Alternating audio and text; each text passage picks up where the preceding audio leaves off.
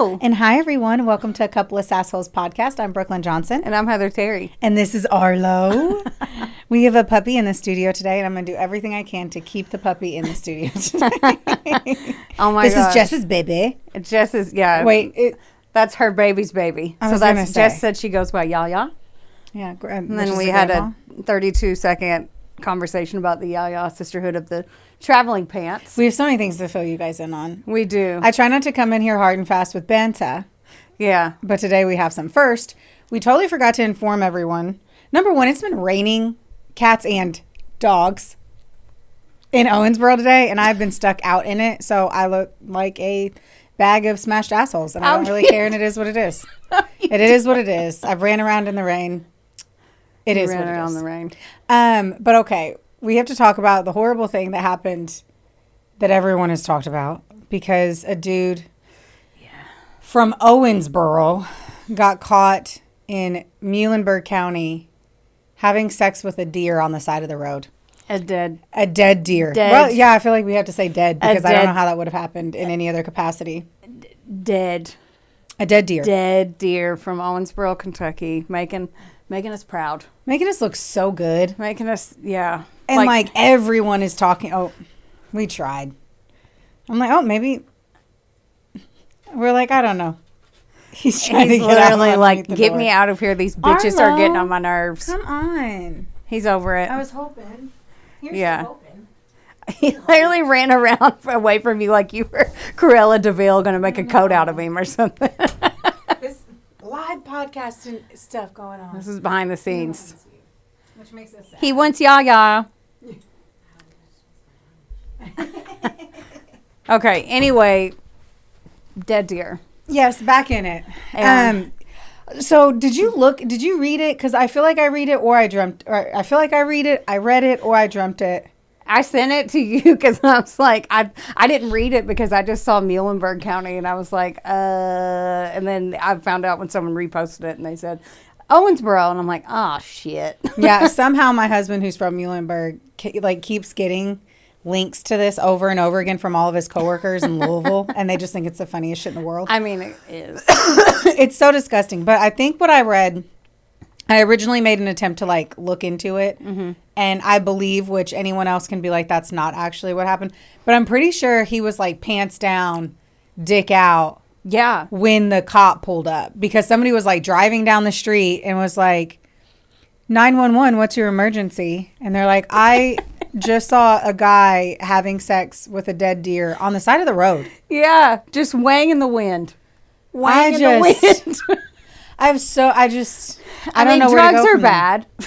Like, I know it was drugs. Do you think that was? Do you? I did. Someone did say that it was drugs were involved. But still, I don't know. I don't know what if that makes kinds- me feel better. I don't know. I'm just trying to lighten the blow, I guess. The poor deer, poor Danby. It's Bambi's cousin from Muhlenberg County. I don't know if you knew that. That's so sad. I don't know how to pivot from this, but I I was don't know going to either. start before you jumped in there and say happy Because I birthday. had to get that I out of the know. way. First, I just had to get that shit out of the way. Yeah, we ripped the Band-Aid off. Yeah. I was going to say happy birthday to my dad. Oh, shit. I didn't realize that. Sorry. Happy birthday, bonus pops. Yeah, it's my dad's birthday today on March 5th. So Yay. and he knows how to listen now and watch. So Oh, that makes me feel so much different knowing that your dad's actually listening to all the horrific things that I say on here. I know the story has nothing to do with fathers or anything. I just wanted to say. So other things that we need to talk about on top of all of the deer fucking and dad's birthdays is what happened at work yesterday. Oh man. So I don't know if anyone knows what corn snakes look like. They're pretty, but all snakes are kind of scary looking because there's venomous ones. Right. If there was a right. venomous deer, I'd say deer were scary looking too. Well, apparently And they're attractive. This, okay, so anyway, this snake, I don't know, how long? Like this long? Yeah. Okay, so there was a snake this long. I work in a nature center, and unfortunately, his cage wasn't fully latched one day, and so he got out. Mm-hmm. So on Monday of this week, this is Thursday, on Monday, I'm pretty sure he got out on the Friday of the week before, and I came into the center, and I was like, I'm pretty sure that snake is gone. And it kind of fucked my vibe up, just being like, all right, we're going to have to try to figure this out. I'm the only one that works there in the facility. And so Heather, the next day that I was there, she came in with me and we looked all over the place. All over the place. Yeah. I mean, we were climbing on water tanks. And the snake's so big and bright orange that you're like, there's no way I'm going to miss this motherfucker. Like, we're going to see him. We're going to find him. When we had spent 40 minutes searching everywhere, we dug into every single box, and there's a lot of boxes there, and we never found him. Right. So then I just had to like embrace the fact that I was like, we lost a homie. Yeah, I He kept got out. saying he's on a farm somewhere with other corn snakes having a blast. Yeah, it's a party. So then yesterday, I had just heated up my chicken for my lunch, and I was ready to eat some nice hot chicken. And I was like, I like to eat my lunch on an empty bladder. So I was like, I'm going to go into the restroom and I'm going to pee real quick. Mm-hmm. I walk in there and I fucking almost piss myself. The snake is curled up behind the toilet. I need everyone to know that my entire life I've been terrified of snakes. The only reason I have become not terrified of snakes, if you can even say that, is because they're my only coworkers. And I feel like if I am the person who has to feed them and stuff, they smell fear, just be kind. And I'm just like, I'm more of a snake person now than I've ever been. I literally closed the door. I'm breathing hard. The fear of it, adrenaline rush. And I call Heather and I'm like, I need you right now. I found the snake. And you're like, where? And I was like, I need you right now. And she's like, okay, I'll be there in 5. And luckily she lives 2 minutes away. And I knew her titties were out because Heather's never wearing a bra at home. So I knew there was a specific amount of time that I was going to have to wait for Heather to show up. Some birds are not meant to be caged. I get it. I hear you. And so she ends up showing up and I'm literally gnawing on this piece of this chicken breast right on a fork because I couldn't cut it or anything. Like I was just sitting there. Yes, just like that, staring at the snake in this bathroom, waiting for Heather to get there. And then she comes in like the snake wrangler that she is. And it was terrifying. At one point, we were both trapped into the bathroom. The snake kind of got stuck underneath the door, pissed him off, something fierce. Mm-hmm. Mm-hmm. He pretty much hated the entire experience, as we did too. Let's be honest. But this bitch picked him up, got him right into that cage, and there you have it. Yeah, I had to tell, like, at one point, she's running around with the trash can, and she goes, what do you want me to do? I was like, get out of the way. I'm like, I don't know what. And I had said we should put him in a bag, and Heather's like, no, it'll make him more angry. I'm like, everything we did pissed him off 10 times more. Hindsight is a 2020. Yeah. Is a 2020? Sure, I let it go. It's 120. I do have to text this one, or I have to text this one. Fuck, I have to mention this one. So I text my husband. I found the snake. I almost shit myself. Heather's on the way to help me. Because it just kind of pops up like some of the message. Travis responded to me and he goes, it literally said, I just shit myself. Heather's on the way to help me. And he goes, I didn't know what was more entertaining. The fact that I thought you were at work and you shit yourself. And that Heather was coming to help you.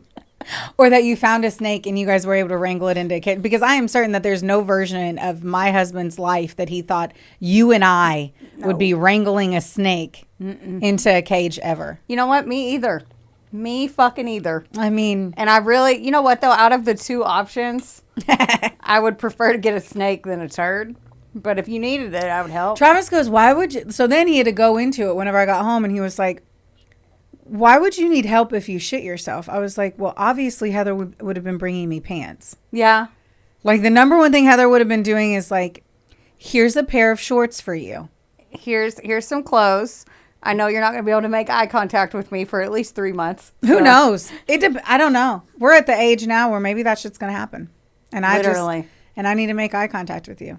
If you did, you did. I would be like, I'm going to need the deadline and an ETA of when I'm allowed to make jokes about You'll this. never be allowed to make jokes about it. That is never a make jokes of thing. Right. But anyway, thank you for being such an A+ friend. And do what I can. That you dropped what you were doing and you sprinted over. Put a bra on. And helped me get that snake back in the cage because I would have cried. I don't know that I could have done it. See, at one point. I've never even managed snakes or handled them until last week when I started feeding them. And I'm still not handling them. You can thank Mr. Lodato, my 5th grade teacher, who had 2 corn snakes in the room. So that's where I got over my fear, was because they were in the room. And that's how, if you just put a snake in a room somehow. Like in my when I was in elementary school, Mr. Lodano's class, and I had a snake that looked just like Pumpkin. But yeah, I swear there was one point when I looked at you and I'm like, I wonder, I couldn't act like I was scared, but I was low-key scared. But I couldn't act like it because I was like, if I do it, the snake's going to know and Brooklyn's going to know. And then afterwards, I was like, you were scared. I sat back like this. Because I was thinking, like, this is going to hurt. It's going to bite me and it's going to hurt. It was an adrenaline rush, to say the absolute least. And no, I just figured, Heather's been wanting to get in the fucking snakes' faces the whole fucking time. Every time you come over there, like, get one of the snakes out. I want to get the snakes out. Yeah, not when I want it, when I want it. Well, how about that? Not when it's trying to get away from me behind a toilet. And then at one point she runs out of the room, gets her phone, and comes back in. And I had this hook thing, and I was like, nope, don't touch that. That's the toilet cleaner. That's the poop. Like, that's poop. You're putting poop on you. I'm like, this guy eats dead mice. I don't. Everything's I was fine. more concerned about. Dude, I'm just happy that snake's in the fucking cage. Yeah.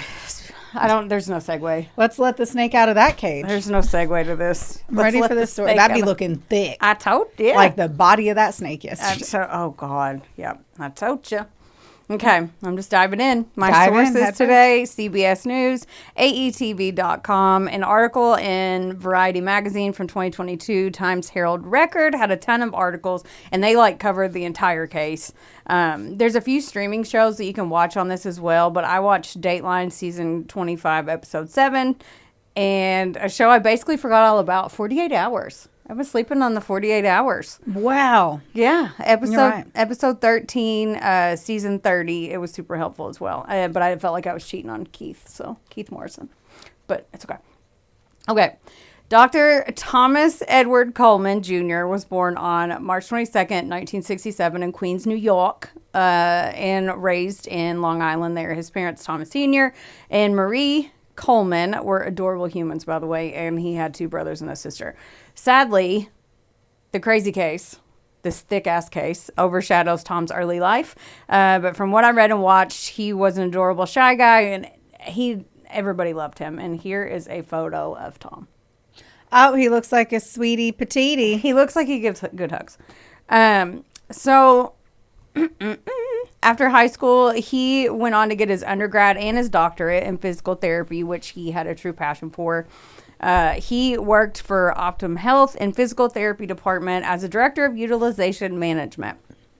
He also worked for Always There Home Health Care as a physical therapist with elderly people. So needless to say, he was hardworking and he genuinely loved his job. He'd been married twice and had 3 children that he was extremely close with, 2 boys and a girl. Now, when he met a woman named Linda around the year 1999-2000, they both fell fast and hard. Wow, what a good choice after 2 failed marriages. Right. Linda was around 30 years old and working as a hospital administrator, and Tom was about 34 at this time. Linda was also a divorcee and had a daughter, so when they did the whole let's meet the kids thing, it actually fit perfectly. And there's a picture of them together. You're kind of like my husband. He's been showing me all these photos from the couch like this, and I'm like, dude, I'm officially of the age that I can't see a single thing unless it's in front of me. He looked familiar originally, but now I'm like, she doesn't. Mm-hmm. Thanks. You're welcome. Thank you. Okay. So they eloped to Vegas, and they invited both sets of their parents to come witness their wedding on October 26, 2001. Okay, so they met in 99, 2000, married next year. Yeah, a year or 2 later. Okay. Yeah. They all moved to Saugerties, New York in the Hudson Valley, where Linda was originally from. It's a really pretty place about a few hours north of New York City, and in the area it has about 20,000 people, so it's kind of small.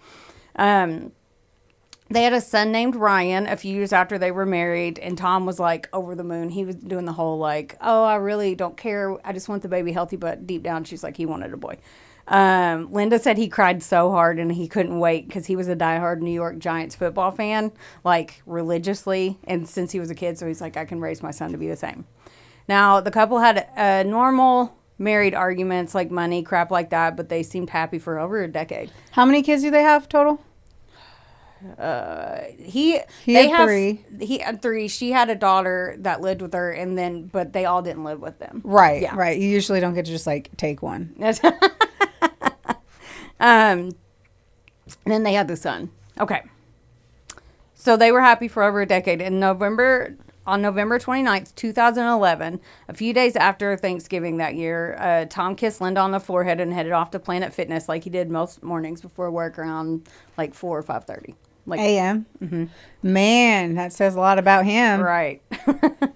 Dude's focused. A few hours later, Linda had texted Tom, and he didn't respond, which she thought it was weird, but she's like, well, he's probably in a meeting or with the patient. Tom's best friend, Gil, called her, and he's like, hey, have you heard from Tom? And she's like, no, actually, not really. Why? He said, I haven't either, and apparently he didn't show up for work today.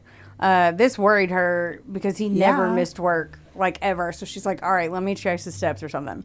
2011. Yep. Okay, I was making sure it was like cell phone time. Yeah. She went to the Planet Fitness parking lot, and she's like, oh, there's his car. It's in the last row. She walked up and saw the seat laid back, and she's like, oh, my God, he must have gotten a migraine and fallen asleep. Sadly, 44-year-old Tom wasn't sleeping. His belt was undone partially. His shirt was untucked a little bit, but he didn't wake up. She was, like, slapping him, like, what do you get up? And she said that his fingers were blue.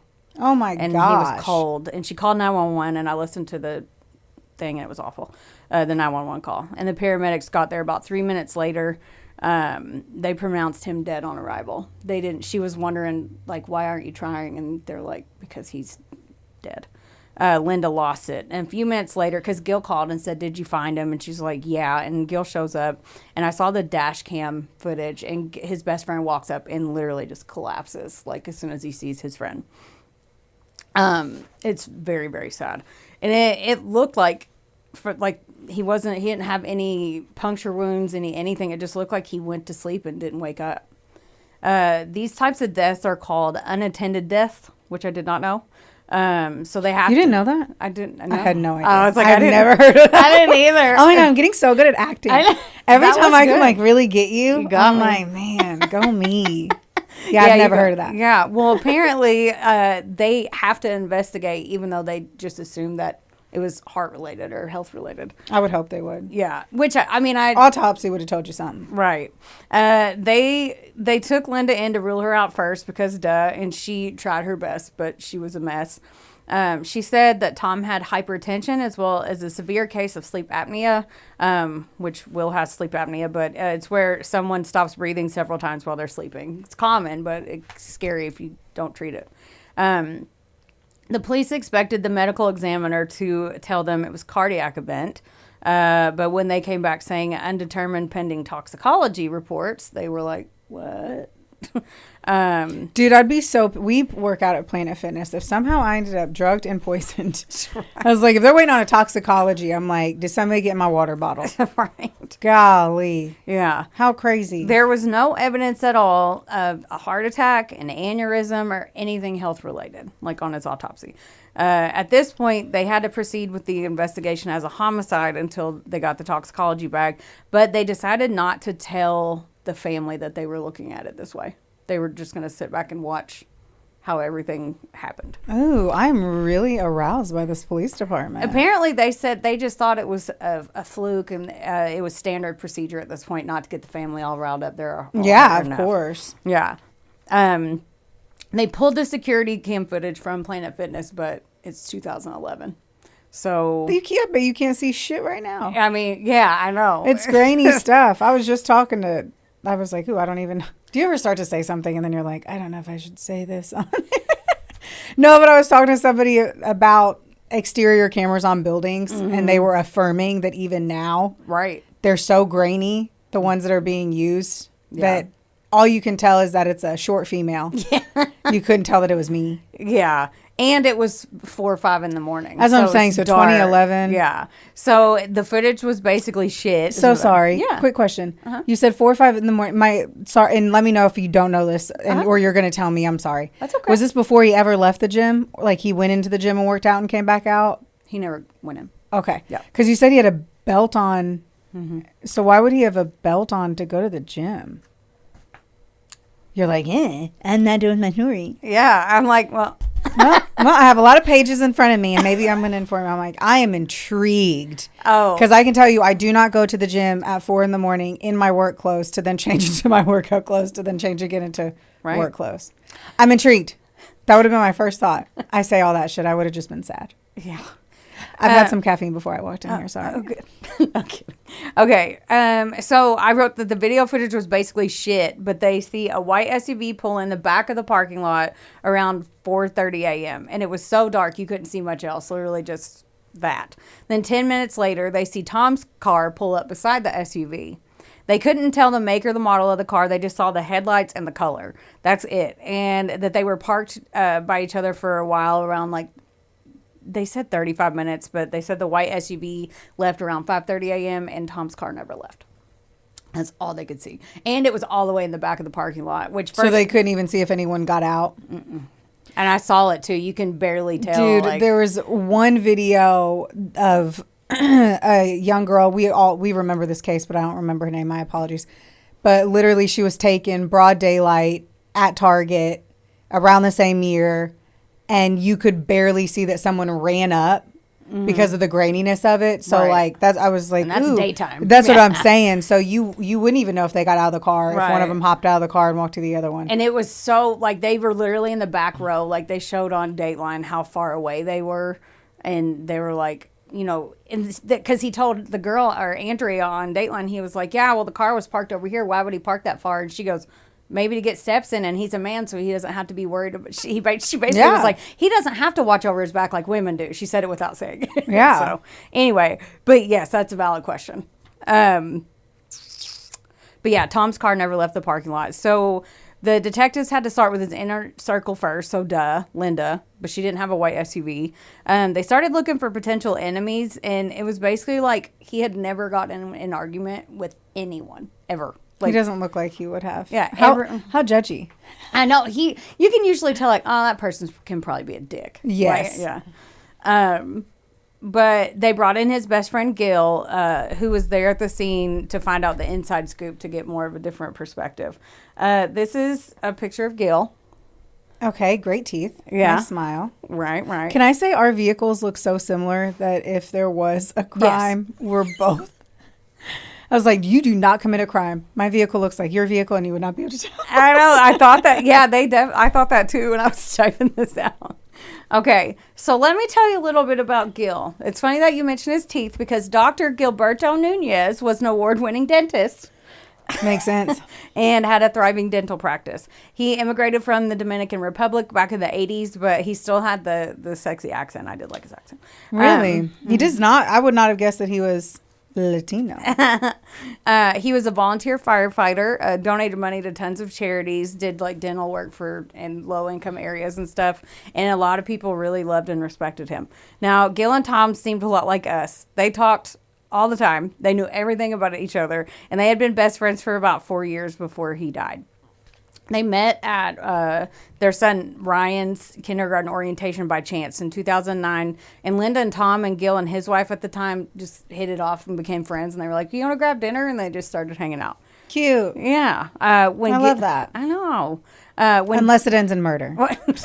When Gil and his wife separated, he was still a main fixture with the couple. So, Tom got Gil into football, and he joked that he was like, I never cared about it before. And then he was like, watch football with me. And he was like, why do I care about this? And now I love it. So again, not shocking when they brought him in to interview him, and he knew all the details about Tom. Tom was also one of his patients. So whenever they were asking him about his health history and marriage, he was like, well, he had sleep apnea. He knew that. They asked him how Linda was doing lately. They're like, how? Because they knew he was checking on him. He's like, yeah, I've talked to her. She's in really bad shape, but I'm trying to be there for her. And then he says out of nowhere, he goes, well, let me tell you this because I know you guys are going to find out anyway. Me and Linda have a relationship. And they said, oh, sexual? And he says, well, yeah. Oh, girl, we just getting started. So I was not expecting that. Yeah, I know. I don't That's care. how I wrote it. I don't care for that. Yeah, I don't either. They were shocked because they had no reason to even think that, ask that. They didn't even bring it up. They were just like, have you talked to Linda? Is she doing okay? And he was like, yeah, we have a relationship. And Yeah, like, we fuck. They were like, what the fuck? But yeah, he just said it. And then he went on to say it's been going on for about a year and they were in love. Holy cannoli. I thought you were going to be like, yeah, they're upside down pineapple people. I thought you were going to be like, yeah, we just swap our partners left, right, and center. That's what I was kind of hoping for. No. I'm a little disappointed now. Oh. Okay. Well, was Tom fucking his wife? Oh, no. Oh, Here we I go. wish. Here we go. All right. Okay. So he sounded so casual in the interview, too. Like, they just went to grab McDonald's. He was like, yeah, we're in love. Like, and they were like, what? Like, they didn't expect it. I would not have picked him over Tom. Right. I just have to say. His headshot was really bad. He was actually more. Okay. Yeah. Okay. Like, so you're that- saying No, that was. would pick him over? No, I think they're both hands. Anyway, I can't. Okay. It's like, I don't know. I want to know which one you think was more handsome. Okay, so Gil's like, well, Tom knew about it. He found out sometime in the summer from him. Obviously, he just likes to tell the cops. So this is going to be one of the hardest things. So stay with me to wrap your head around. I won't leave. Okay, but I was like, I know you're going to have a million questions, and I get it. But I'm just saying, just stay with me. Be quiet. No. I said I wrote, just stay with me. He said, Gil's like, I thought Tom was going to punch me in the face when I told him, but he hugged me, and that's just the kind of man he was. So Gil tells him he's sleeping with his wife, and he's so sorry, and he's in love with all this, and he forgives him. It's going to be hard to wrap your head around. They stayed friends after this, and they got even closer. They kept hanging out. Tom even invited him over to the house with Linda for dinner on Sundays when Linda was there. They didn't, like, act on it in front of him, but it was still like, what? No. Yeah. I'm going to unsubscribe from that email. Yeah. No. Yeah. I will not compute that. Yeah. I feel like that's a lie. I feel like he said that so that he would think that they would think that Tom wasn't mad. Right. I don't believe it. Okay. Okay. So they were like, cool, we should probably bring Linda back in. Yeah. And she was like, okay, fuck, I have to tell him this. She said that after Gil and his wife split, both their sons were in karate together. So she would take Ryan and he would take his boy. And this was 3 times a week for about an hour. And they would sit beside each other and talk, whatever. He would walk her to her car and kiss her on the cheek. And she's like, okay, well, that's your culture. And then one day, he's telling her, bye, have a good day. It was great talking to you. He kissed her on the lips. She was like, that was weird. But she brushes it off. And this went on for a year, by the way. Of him just kissing her on the lips. Uh-huh. Yep. Then, one night, he calls her. And she's like, hello. And he's like, I can't stop thinking about you. You're so beautiful. Blah, blah, blah, blah. And I'm not saying she's innocent. But it's hard not to be mad at her. Like, she should have been like, that's cute, but we can't see each other ever again. End of story. So, wait. Hold. Yes. So, is that it? Like, and then they started having sex? Yeah. Well, hang on. Okay, I'm like. So 1 year into it, he's getting to know her and he's falling for her and he starts kissing her on the lips 3 times a week when she leaves, and then she doesn't tell her husband any of this. She's just like, oh, okay. And then all of a sudden he's like, he calls her, he's like, you're beautiful. I can't stop thinking about you. I wouldn't even be able to look my husband in the eye if I wouldn't know what the fuck. I can't even process that. Right. If just somebody, like, first thing, I lived in Miami for fucking 9 years. We all kissed each other on the cheek. I had to learn to stop doing that here because I realized it made people uncomfortable. But because everyone was Hispanic, that was everyone's culture. Right. The first time somebody did it to me, I was like, oh my God, they're into me. They were not. It's just the culture. I can't tell you how many times I've accidentally kissed people on the lips from them going to say bye and going to kiss you on the cheek and you turn your head. Yeah. I've kissed 3 women that way in Miami on accident when you were both like talking. You're like, oh yeah, bye. And you do them because everyone does it. But yeah. So I could understand a mistake one time. That's what I'm saying. But then the second time, I'd be like, and I'm like, you're whoa. actually coming for my lips? Yeah. I would feel so weird. Mm-hmm. But he was single. He was divorced. They at this time, yes, he was separated. They didn't. The timeline on his separation was a little mucky. I tried to find it. I couldn't find the exact. Yeah, I'm just like, I get how she didn't tell her husband that. And then he calls her, and then so over a year, like through a year time frame of him kissing her on the lips. Okay, so then he says, "You're beautiful. I can't stop thinking about you." Blah blah blah. And then she says they started texting, and it progressed from there. That was the words that came out of her mouth. She opened the front door and said, "Welcome to my home and my vagina." Right. Thank you. She was cheating from that moment on. Right. Okay. So then because she was also a patient of Dr. Gill's. Of course. She wants everything in her mouth. So she goes in and gets to the chair, and then he made his move, and then they just made out. And then after that, she was like, okay, I'm all in. Like, she put herself, anyway. There's blame all around. Yes. There's blame all around. There's blame all around. By the way, on the Dateline episode, Andrea was like, so did you think he was handsome? And she laughed and she says, quote, not really, to be honest with you, but he just had this way about him. He just had a smooth, very sexy way about him. His personality sucked me in.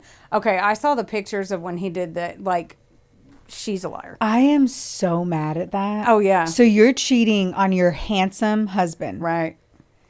Your handsome husband that you have a child with a dude that to me has a fucking annoying accent. I haven't even heard it and I think it's annoying. And you weren't even a that's what I'm saying. I think she's full of shit.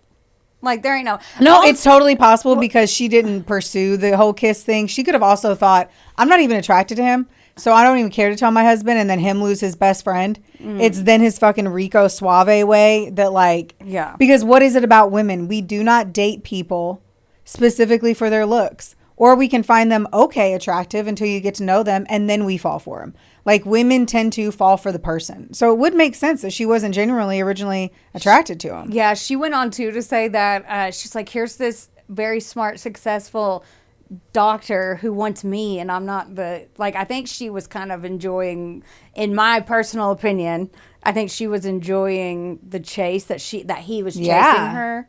And then her husband doted on her all the time, too. So she was like, I've never been this girl before. So she had her real life and her fantasy life. Yeah, I can see that, too. So Gil had... But he's a fucking dentist. Let's chill out. Yeah. He ain't a neurologist. He ain't fucking... He's cleaning teeth. No, I'm kidding. So, dentists are awesome. Gil had moved into an apartment above his dental office, and she would go see him on her lunch breaks to bone.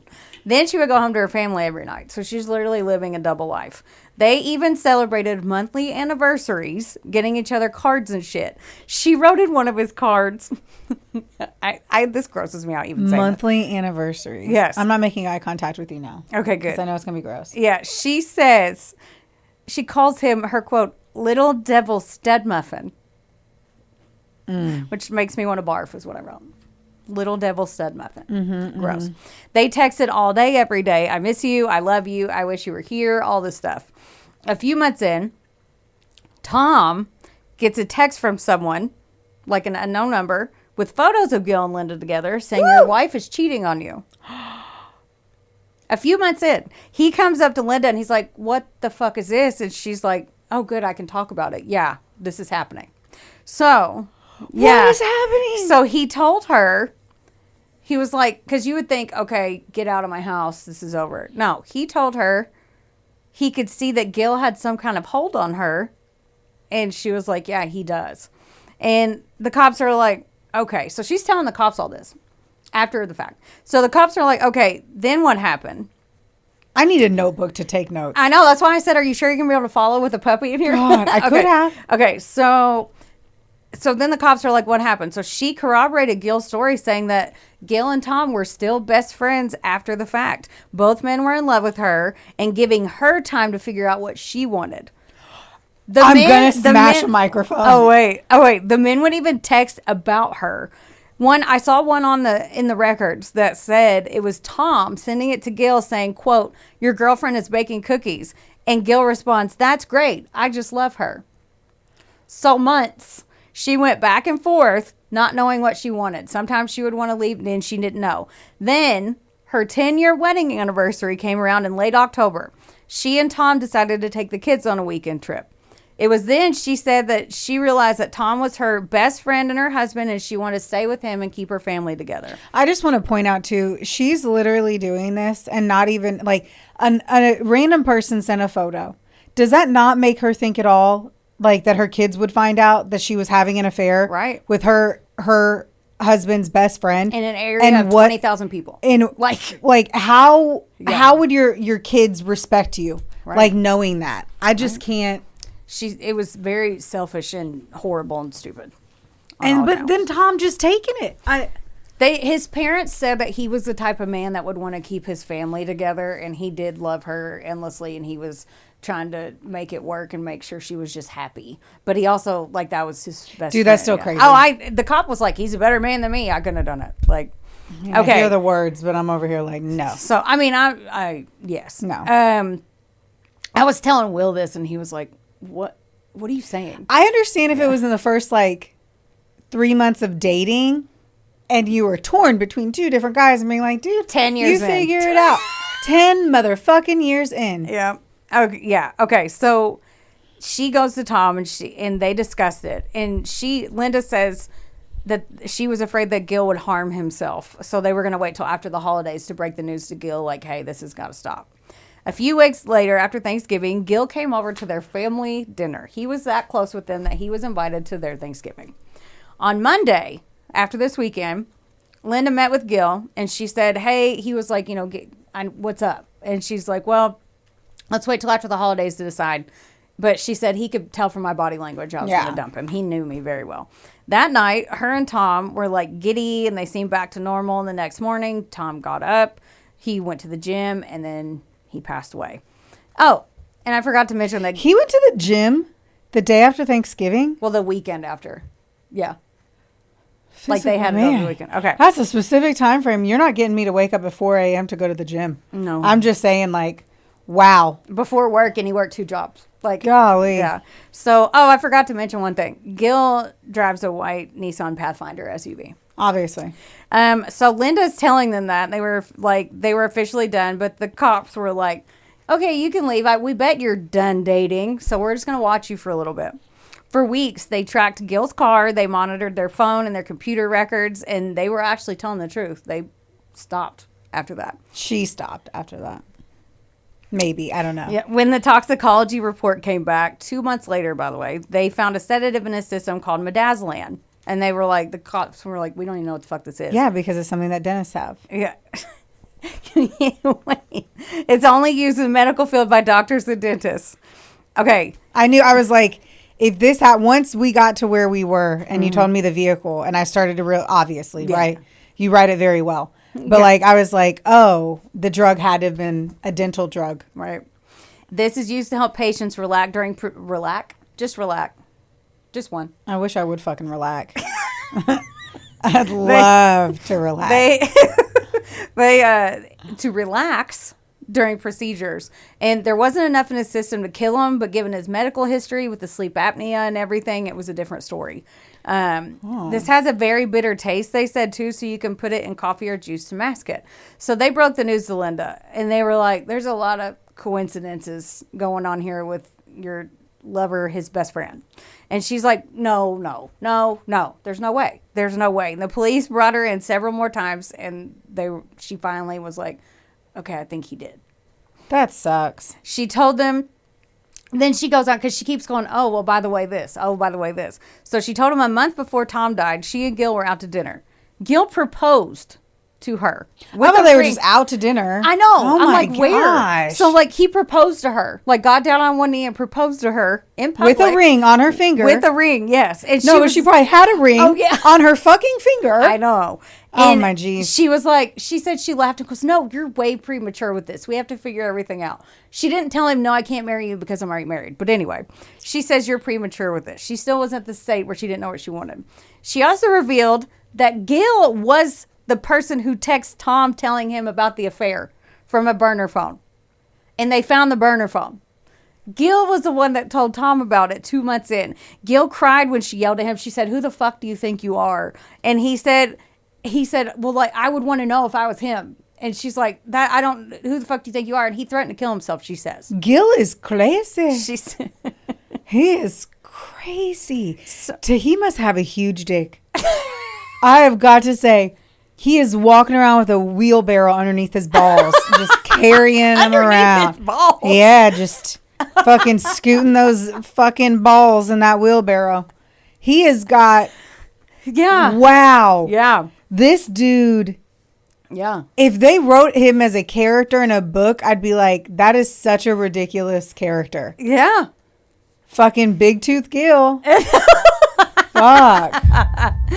Okay. Man. And so Wonderboy Media is not only the proud producer of this glorious magic imploring your ear holes right now, but they're also a big deal.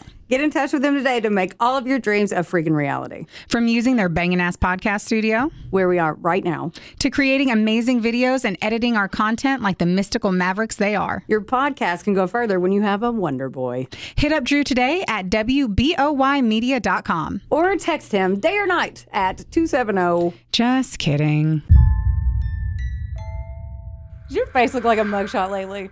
Then it is officially time for you to visit Hetef Aesthetics in Owensboro, Kentucky or Nashville, Tennessee. That's right. Go see our girl Amber Teasley and her team because they'll have your face and your skin look like a damn filter. And their staff is absolutely amazing. It's like a mini Botox party, which personally is my favorite. You leave looking fresher and you don't have a hangover. Another good thing is that if you go in there and you tell them that A Couple of Sassholes sent you, you get 15% off of everything. That's unbelievable. So if you have been considering getting that glow up and making that ex jealous, it's time.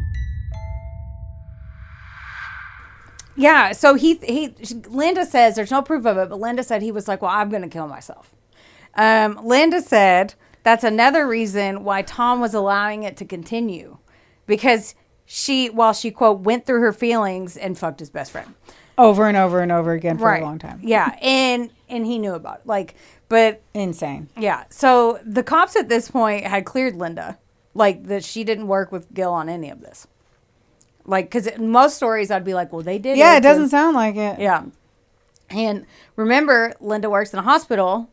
So the police even checked the midazolam there, and she passed the polygraph. And she was good. She didn't have anything to do with it. Was she sad in all the interviews? Because she's the reason her husband's dead? Yeah.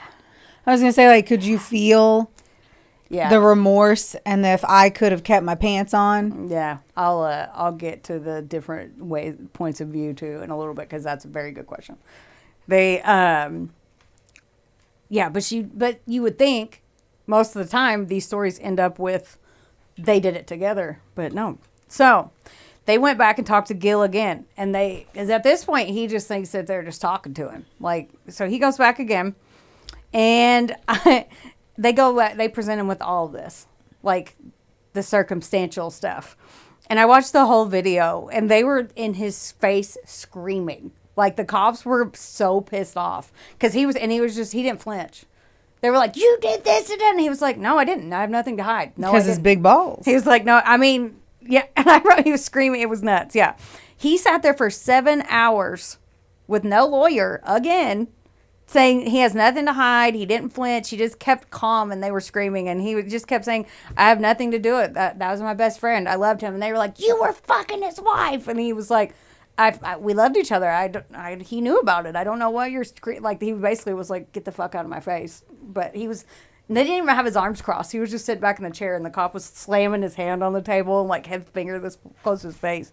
I'm just flabbergasted that a highly educated man like that never once said, I would like to speak to an attorney. All right. He said he had nothing to hide. So, dude, if you fucking pivot on me here, I don't trust you anymore. I'm letting you know I don't trust you. And then they were like, well, where were you? He says, I'm alone all the time. I was home alone. I was home alone. No one lives with me. What an honest statement. I know. He was like, I'm never going to have an alibi, motherfucker. Yeah, I live alone. He literally was like, I live alone. And he said it just he goes, I'm alone all the time. You stupid idiot. He said that he was like, what do you think, we're lying to you? And he goes, yeah, I think you're lying to me and you want me to take the fall for this. I think you guys are trying to pin this on me. And he told him that. And never said, I would like to speak to an attorney. So during this time, Gil didn't know while he was in the interrogation room that they were tearing apart his office and his apartment with a search warrant. at his dental practice, they found an emergency kit that had 2 unopened midazolam vials with his fingerprints on it. So they're getting notes live from the search warrant while they're in the room with him. And I see the video, and they're like, do you use this at your office? And he's like, no, I don't. What is that? I don't even know what that is. Oh my gosh, I cannot cope right now. So he denied knowing what it was. Now, granted, it does sometimes go by the name Versed, but still, because all they just said was, do you have midazolam at your office? And I wouldn't even know what the fuck it was if I didn't write the story. But then they told him that they found some in his office, and he says, well, if my printer, and they said, your printer on it. He goes, well, if it's in the emergency kit, then yeah, I put them in there. And the other ones I threw away. So if I put it in the kit, then yeah, my printer on it. He says, I guess. He's like, I don't fucking know. But at first he said he didn't have any. His office, though, didn't sedate patients. And even his office manager was like, we don't use laughing gas or anything on our patients, so we don't even use that stuff here. I don't know. They asked him about the text to Tom letting him know about sleeping with Linda. And he said it was a dumb way, but he wanted to let him know the truth. He said it was a dumb thing he did, but he wanted him to know, like by saying he was a stranger. And he said, well, Tom respected me for that. And then they were like, well, you need to get rid of him for that. And he's like, why would I do that? I loved him and I had no reason to. And I mean, at the end of the day, he's not really wrong. Tom knew the whole time. So, like, how do you look? How could you look at me if you were fucking my husband the whole time? I know. That's what I'm saying. But I would do about it. And we joked about it, you know? That's insane. I know. That's the thing that no one can wrap their head around. And that's why I wanted to do this story. Because it's like, but he has I hate that, but he has a point. He was like, that was my best friend. He knew what I was doing. I told him. Dude, I'm sorry, but Tom had to have had like some kind of kink. There's no other way. There's no other way. He said it. I mean, unless something was hot, like sexy in a way, knowing that your friend was going to Pound Town on your wife, like. And the thing about it is, nobody knew about this affair except for those 3 people, and everyone that saw them at the restaurant where he tried to propose. Yeah, but like, you know what I mean. So even his family didn't know. So like nobody knew. Why would they know? I know, but no one knew. So there's no way to ask Tom, like, why, you know? So this is only her side and his side. So Tom never had another friend that he was like, dude, I need to get something off my chest. No. You know that friend Gil of mine that, I hang out all the time? Nope. He's been fucking my wife for a year. I've been okay about it. Like, what? Yeah, I know. So then the cop, whenever he tells them this, he was like, Tom and I actually got closer when I told him, and which, I mean, the text messages kind of look like they did. But when he was like, I had no reason to get rid of him. We all knew everything. A conscience. Yeah. If you had a conscience, you would not be able to look him in the eye. Your response is what the cop did. The cop flipped his shit. And he gets in his face and he said, he's not your best friend, because if he was, you wouldn't be fucking his wife and sending text messages trying to break him up. The cop was like, they were getting mad because he wasn't flinching and he wasn't raising his voice, and they were getting pissed off. And watch the interview clips too, because he never got rattled, still stayed calm. And there's one thing that pisses me off whenever I'm like mad at somebody, is if I'm raising my voice and they're like, well, I don't understand why you're getting, so it just gets under my skin, and it got under his. Like whenever you're screaming and the other person's like, well, I'm sorry that you're upset. Like, that's kind of how. Oh, I know. I literally try to do that to my husband. You've done it to me before. And I'm like, I know. I love it. There's only certain times in my hormonal cycle I can even pull that shit off. Oh, and you pull it off so well. Thank you. Okay. And so finally, but the whole time he said he had nothing to hide. He never asked for a lawyer. When they finally let him leave, he goes home and he says that he lawyers up because he got pissed off because he found out they were searching his stuff. So then he's like, oh, they think I really did this. They did this behind my back. He is so stupid. Yeah. That is the dumbest thing I've ever heard. Oh, yeah. For him to say that. Of course they do. They screamed in your face and slammed their hands on the table. And then, I mean, the cops didn't make it in any way, shape, or form not obvious that they thought he did it. Right. So Linda had heard everything, and now she was like, okay, Gil did this. And she's like, I never want to see him or speak to him again. Obviously, he killed my husband. You're dead to me. He waited for her outside of a restaurant because they live in a small town, and neither one of them left. And then he waited for her to come out, started screaming at each other. He told her that the cops think that she's involved too, and they're trying to pin it on him, but she knew that was a lie. She's like, no, they've already cleared me. But cool, I never want to talk to you again. The investigators told Tom's family that they were looking at this as a homicide. And then Linda had to come clean and be like, they called her and she's like, yeah, I was sleeping with Gil. Yeah, I was a slut. Yeah. And she was sick with grief. The DA was like, okay, here's all the circumstantial evidence. But again, we need more because you can't go to trial more than once. So they were like, okay, we need a way to put Gil there, like a solid way. So they get more results back, and there was an unknown male DNA on the inside of Tom's belt buckle. It was not Gil's DNA, and so they had to stop, and they're like, well, we can't even go to trial with this because who the fuck is that? So it wasn't a first responder at the scene. Nobody else was there. None of Gil's friends, and they even followed Gil's friends around to see if he sent someone else to do it, and they took cigarette butts and Coke cans and stuff and nothing. Then they found out, so they had to wait on everything, and they found out that the DNA was from a person on the autopsy table before Tom Kolman was there. So they stopped all that for nothing. Because even the lawyer's office was like, well, did you call the medical examiner and be like, test this person? Whoever went before him, and that's what it was. So they were pissed. Wild. But this also means that some of the evidence is contaminated. Yep. So that's going to be an issue at court. And Linda was shunned, obviously, by Tom's family. Right? And she was trying to move on with her life, but they kept coming back to her to bring it. Because, I mean, she did lose her husband, but still. I don't trust that she didn't do it. I don't know. I don't know the way you write things. I don't trust you. For all I know, you're going to be like, and it was Linda. It wasn't Gil. So I don't trust you. So I don't know. I don't know what's going on with Linda, but I don't trust her either. Well, so they kept coming back to her. She was trying to move forward, and they kept coming back and talking to her. They exhumed Tom's body 2 different times to get additional testing. And she's like, I just wanted them to leave him alone. It's rare that they do it once, but they did twice. I'm sure you would if you did it. Right? Like, and after all this. No, that is wild. Why didn't they get it right the first time? Or the second time, literally. I don't know. Let alone the third time. Yeah. That's horrible. I know. Ugh. And after all this, the medical examiner ruled that Tom's death was acute midazolam poisoning.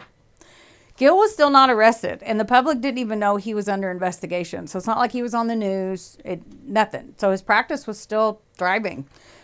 He did tell his staff, because they were very close, and a lot of them had worked for him for many years. He said he was innocent, but he wanted to tell them so they could keep working hard to keep the office open. 3 whole years went by, no arrest.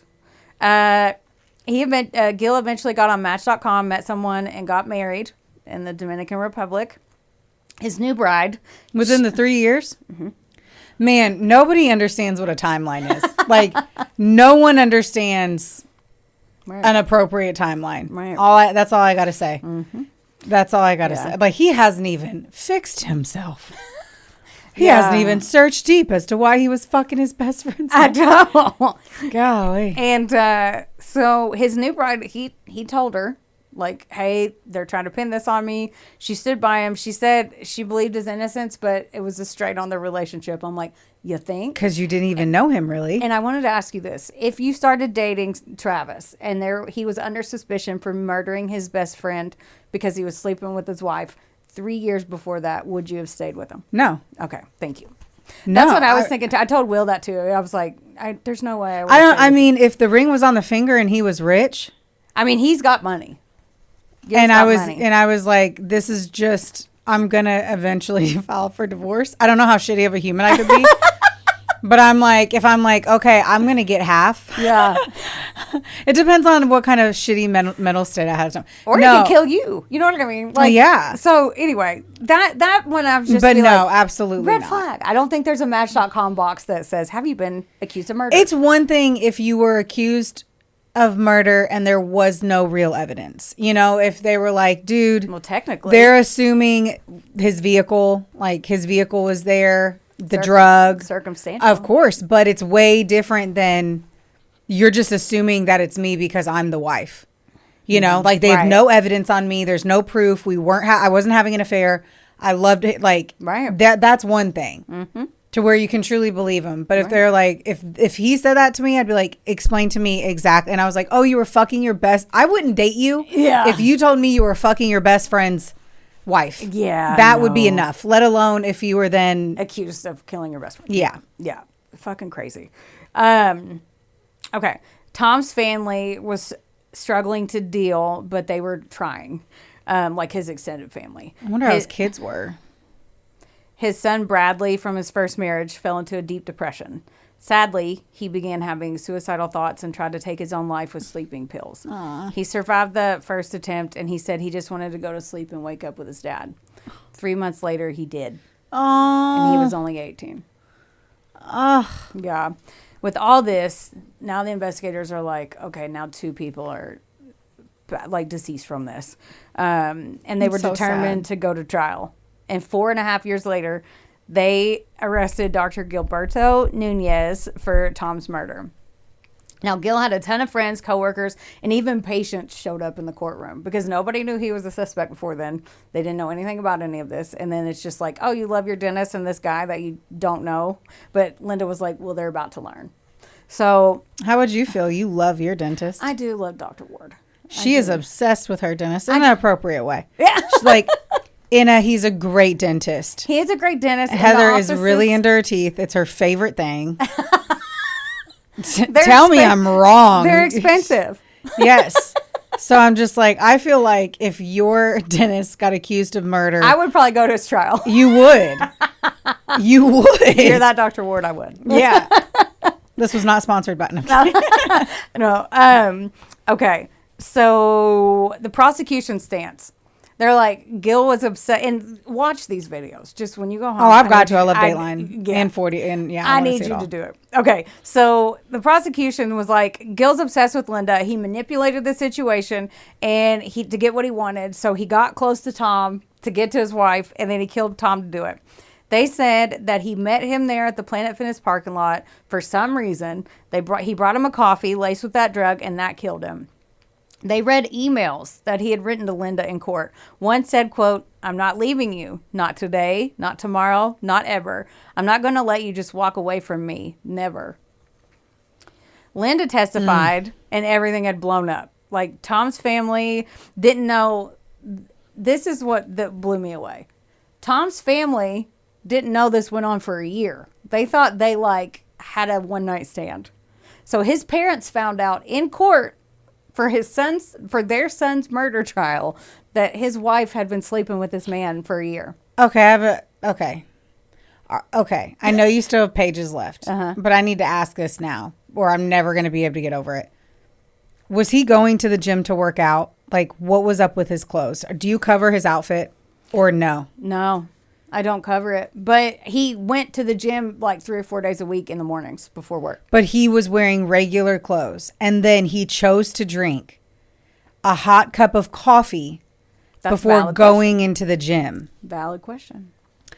So they don't know. I was half expecting you to tell me that they were fucking. And that they were meeting and he was in his regular clothes and this was a fake thing. Yeah. That he doesn't go to the gym. He actually just fucks them in his SUV or some shit. Because the last thing I could do is drink a cup of coffee and go work out because it would dehydrate me so much. That's a valid question. They don't have footage of him going in. He did park far away, but I will tell you, I didn't write this down, but I do know because I looked it up. The Planet Fitness is blocks away from Gil's practice. So they don't know. That it's all speculation. And I don't know if that's a valid question about his clothes. But he normally did go to the gym. Like, he did go. He was a member there, and he would. So they don't know why he didn't go in this day. They don't know. But it was the weekend after. Like, it was the day after, and I'll get to that. But it was the day after that Linda thought Gil knew that they were going to stop sleeping together. Yeah, you mentioned that, but I'm just. So then they don't know. So I'm just so confused by that. Like, why he had he had a belt on. I don't know. And why is no one making that a bigger deal? I don't know. So. Because I'm like, hold on, sorry. Like, because I'm almost wondering. They don't know if he just met him there. Like, he was like they don't know if he wasn't going to work out that day. She just assumed he was gone because he left so early because that's what he usually did. Oh, okay. So he could have just been meeting to talk to his friend. Yeah. Right. In a gym parking lot that he frequently worked out in. Mm-hmm. I don't know. Okay. Dude, if you ever try to fucking make me meet you at 4:30 in the morning at a Planet Fitness, not to work out, but to give me a cup of coffee. No. Weird. That's what I'm saying. That whole act is bizarre. But that was the normal time he would go. I understand that, but the clothing makes that's all I have to say is the clothing makes no sense. Yeah. That's all. Okay. And why he would drink coffee. Right. Like none of everything that you're saying implies he wasn't going to actually physically work out, which also makes it weird that he parked so far away and not closer in to walk in. Correct. But the white SUV got there first. And he pulled up after him. 10 minutes later. Okay. I'm going to keep going. Yeah. The white SUV got there first. He parked beside him. I get. So then he would have parked. I would have saw your vehicle and parked next to you. Right. But I still don't understand the jeans. I don't know. Carry on. Now I'm going to let it go. I don't know what kind of pants they were. I know there was a fucking If there's a belt. There is a belt. I have never seen any workout clothes for men that have a belt. So either way, I know Planet Fitness is a judgment-free zone and you can wear jorts in there. But it doesn't mean he was. Yeah. So they might have just said. He could have. Hold on. He could have been one of those dudes, though, that worked out in his regular clothes. Right. We see him all over. Yep. I worked out with the guy a couple days ago that had his work clothes on and he just came in and lifted weights and left. Who knows? Okay. I got to get past that fact. Please. Yeah. Just like, please shut the fuck up. Please shut up. Okay. So, but my point of that was that. Stop. My point of that was that Tom's parents thought it was a one-night stand and then found out in court when she was like, oh, it went on for a year. I just feel bad for them. They lost. I feel the worst people who got. Yeah. I couldn't even imagine. They also found out that the burner phone that Gil had that he used to send Tom those pictures had also sent text to Linda saying that Tom was cheating on her and it was from Samantha. It says they were having wild sex. So Gil sent text messages to his girlfriend and his best friend's wife saying that Tom was cheating. Linda also told them that Gil had told her, this is your favorite, that he was, what do you think that Gil said? He was in the CIA. You know what I got distracted in? I was like, he picked the name Samantha. I feel like that's because Sex and the City was thriving and he picked a slutty name. Yeah. But so Gil told Gil told Linda he was in the CIA, even showed her an ID card.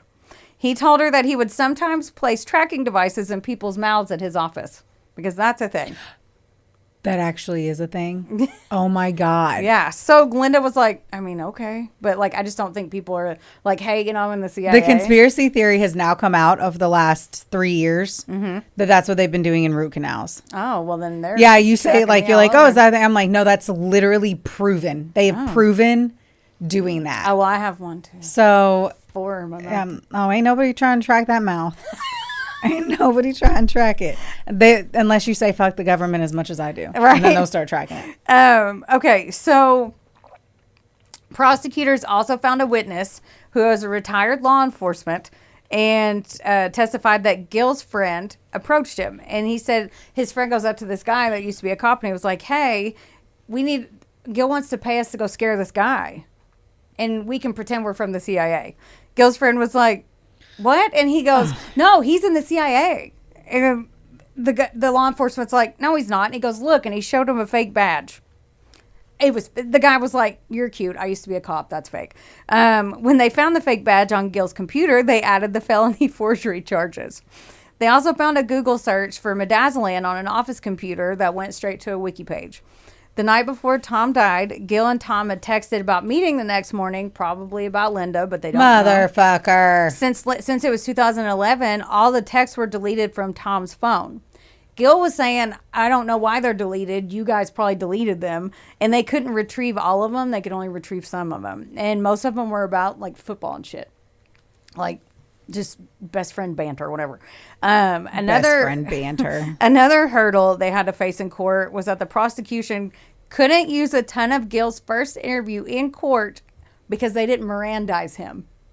When they had all of that shit and they were coming at him and screaming, they couldn't use it. Well, they weren't arresting him. But they couldn't use, they had to say anything you say, yeah. And they didn't say it. So, yeah. They weren't allowed to talk about the midazolam in Gil's office and his initial denial of it. So, because that was when they got that, was when he was like, I don't even know what that is.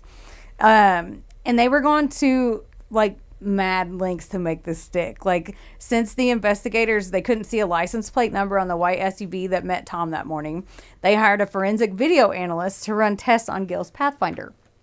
Apparently, the Pathfinder projects a certain pattern on the road when it was driving. And so they went and got all the footage from the car leaving on all the extra places. It was the closest match to Gil's headlights. His vehicle had the same fog light headlight defect that was in all the videos. So they think they got as close as they could without saying it's his car, because they can't say that, but his vehicle had that same defect. And oh, by the way, Gil sold his car 2 weeks after Tom died. And they found that car. They tracked the car down, found it, and they proved the pattern. Now, the defense came out guns a-blazing. Gil hired the same lawyers from New York who had represented mob boss John Gotti.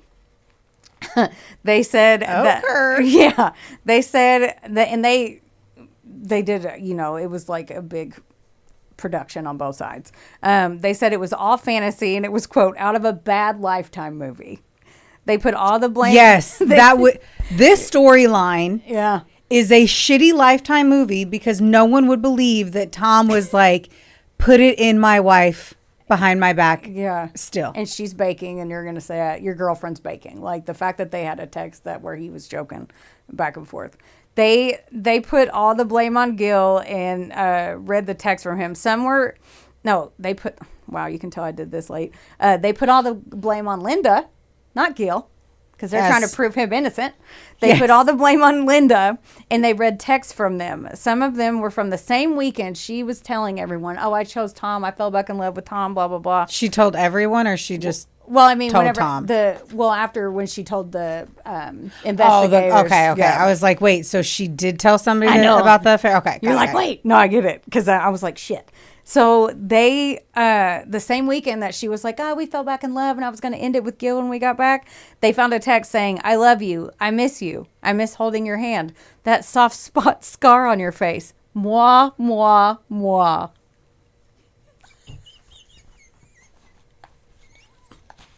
Ew.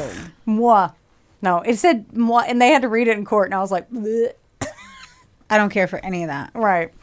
And they were like, so she sucks. Yeah. And they were like, well, why would he even want to kill Tom if he didn't think the affair was done? Because he didn't know if she's saying all that barfy bullshit. The same weekend. There's no reason. So she's saying, well, I was going to end it with him, and he just knew. And then they're like, well, see, I'm waiting for you to tell me it was Linda. Right. So, and like, he didn't know it was done, and Tom knew the whole time anyway. Linda said, well, I was just playing this stupid game. I was stringing him along over the holidays because I didn't want him to kill himself because he had kids. Like, you didn't have to say all of that. That's what she said. You did not have to say all of that. Right. They went back through the prosecution's case, and they went right at each point, each single thing against the second-degree murder charge. There was no DNA in Tom's car. Gil's fingerprints weren't anywhere. Nothing of Gil's was in the car or on Tom. They also made the claim that maybe Tom was meeting someone else. They were trying for that reasonable doubt. His clothes were a little rugged, like I said, and his pants were undone. They brought this up, which I think is stupid, but he had an unopened email in his inbox from BeNaughty.com, which was a hookup website, and they thought, well, maybe he was meeting somebody there. He knew his wife was cheating on him. Why would he not? It was unopened, and if they looked in my spam folder, not like, good Lord, right? Golly. Yeah, so they brought that email up too. They said his heart was a ticking time bomb, that Tom's was, and he could have died at any moment. They said that Tom had an enlarged heart, which killed him, and not the non-lethal dose of midazolam. When the jury deliberated after 6 hours, they reached a verdict. 6 hours. Mm-hmm. This does not feel like a 6 hour kind of. That's either good or bad. It's either really good or really bad. Yes, but I also don't even know that it's super obvious. Like, I don't know if I was 6 hours seemed quick. Yeah. I'm right. Like, even if I was going to vote guilty, I don't know that I could affirm that in 6 hours. Right. Me just telling you this shit's I'm been an still hour. Second guessing it. Yeah. So like, I was thinking that when I was typing, I'm like, that's too short. Quick.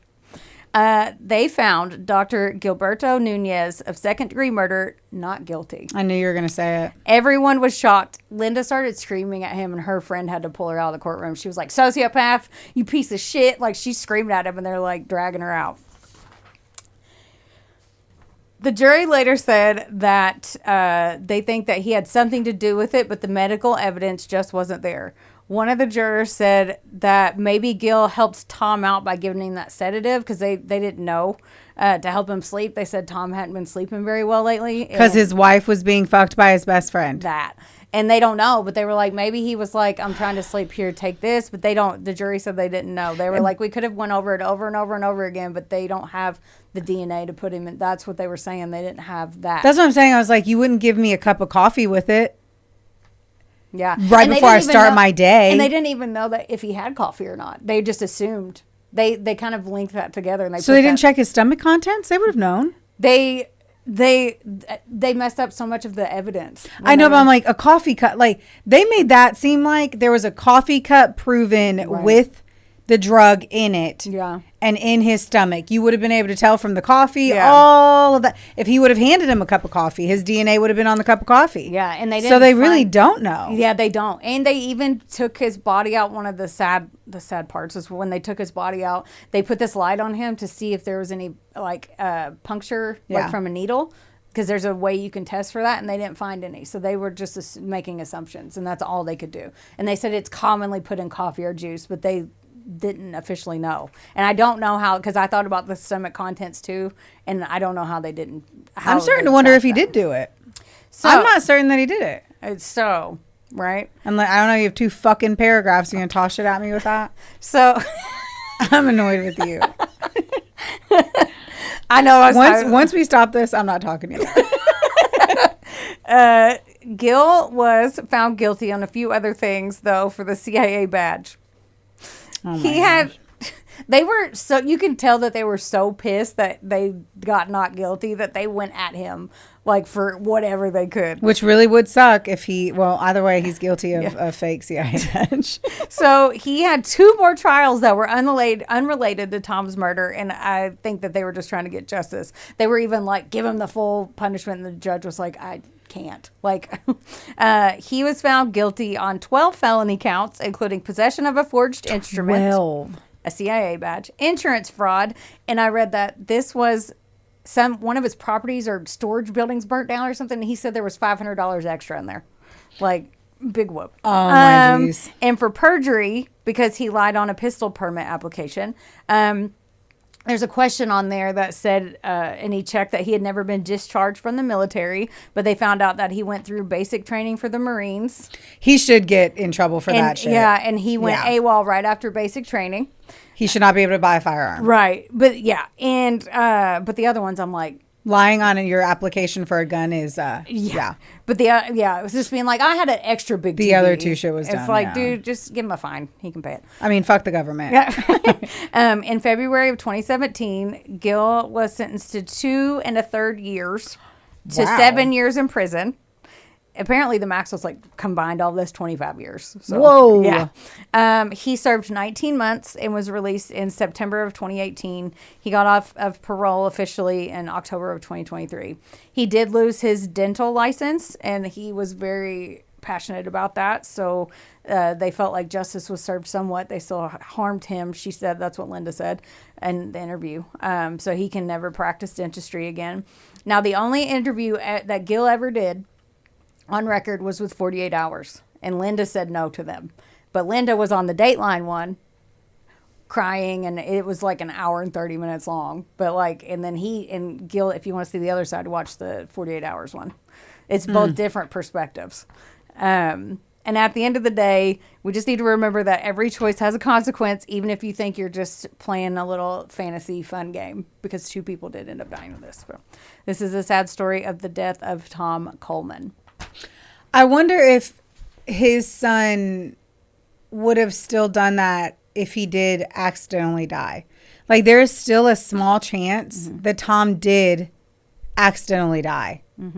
Because they didn't say it was necessarily an overdose, that it just mixed with his condition, right? They said it was the defense, a non-lethal dose. Non-lethal, but then the medical examiner, which we've seen before too, that medical examiners can be pressured. Yeah. So, if it took that many autopsies and they messed up all that stuff, like, there was a lot of things that were mishandled. I still don't know who to trust, and I don't know what I think after watching both and reading all the things. I think that it's probably better that he got a not guilty. It doesn't seem like there was enough. The jury said, the guy goes, we could have went over that over and over and over, but they still couldn't prove it without a doubt. Yeah. He's like, I think he had something to do with it, but I don't know if it was intentional. That's what the juror said. He was like, yeah, but then wouldn't he have just admitted to giving him that drug?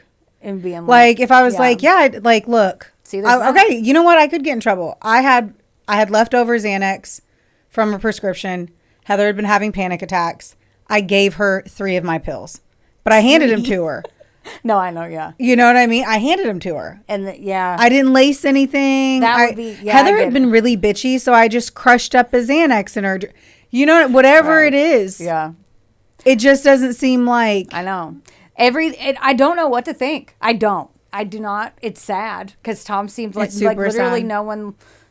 He was. I feel terrible for his son. Yeah, I feel terrible for his family and his daughter. She said she just talked to him on the phone, like she was on the interview, and then like him and his ex-wife, they were very close and they talked a lot because they had kids and shared custody and all that stuff. So, and the daughters were like, every time we went to dad's, and they were really close with Linda.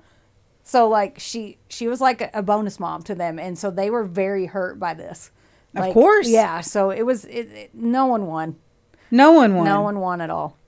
So that's it. So was there a coffee there in that car at all? They never mentioned it. The only reason why I mentioned the coffee and the juice is because they said it's commonly masked for the bitter, extremely bitter taste with coffee or juice. Okay. They never mentioned it. They don't know how it got in the system. They don't know. He didn't have a prescription for it. He didn't have a prescription. Because no one would have probably prescribed a doctor. I say that. Doctors all the time don't care. They just make money on prescribing to you. Right. So I just don't know. I don't know. There's a lot of questions not answered, and sadly, they're not going to get any answers because Tom was the only one that could answer them. So. I mean, he probably could have not answered this one, too, because he might not have known it was in his system. Right. Or he did. Like, see, we don't know. Well, if he never got out of his car, I was like, did he go in the gym, grab the wrong water bottle, and somebody else was supposed to be relaxing at the gym. Relaxing. It's just that's so bizarre. Yeah. Thanks for leaving me with blue balls. I do what I can. And you do it well. Thank you for that. Yeah. All right. Yeah, I don't even know how to trade. Like, I was just gonna say, like, rate, review, subscribe. Yeah, I was like, we went over pretty far on this episode, so I was just gonna jump right off this fucking cruise ship, if you will. You haven't peed in 20 minutes. I'm sure you gotta go. No, not really. Oh, but don't forget, like, rate, review, subscribe. It helps us. Yeah, it helps more people see us, and it's free. So just do it. Make your mom do it too. Okay. Don't forget, don't get mad. It's sassy. We love you. We love you. Bye. Where's Arlo? This episode was sponsored, edited, and produced by Wonderboy Media. Get the deets at WBOYmedia.com to see how you can make your podcast dreams a reality. Help us out and be sure to rate, review, and subscribe wherever you listen to our audio project. Don't forget, follow us on Facebook, Instagram, and TikTok at, of course, A Couple of Sassholes. Want more sass? Become a member of our Patreon for bonus content, merch, and more. Plus, we're on Cameo now, so there's even more ways to get the sass you need just how you like it. As always, don't get mad. Get sassy. Theodore, can I pet that dog?